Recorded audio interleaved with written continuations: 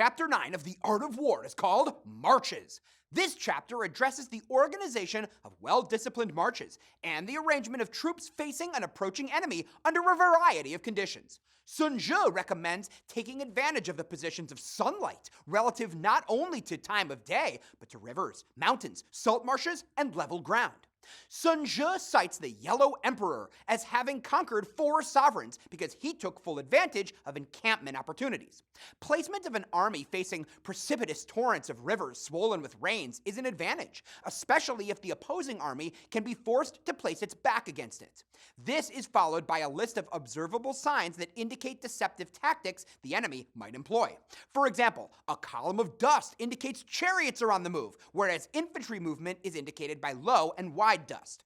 Acute observations of signs in nature are important, but learning about the enemy's purposes through the behavior of envoys is too.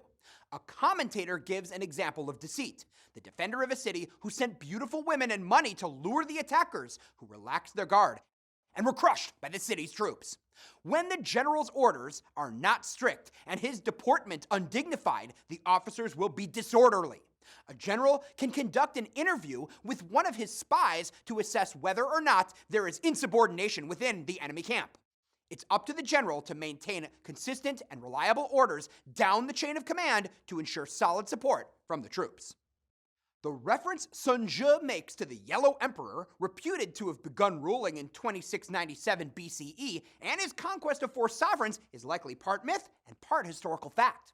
The Yellow Emperor was revered as the patron saint of Taoism, credited with having stimulated advances in medicine, architecture, writing, and coinage to establish a utopian society.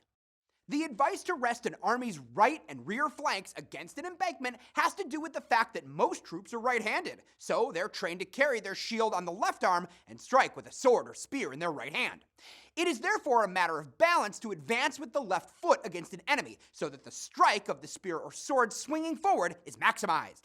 The need to defend the rear flank while continuing to press forward breaks an army in two and divides its strength.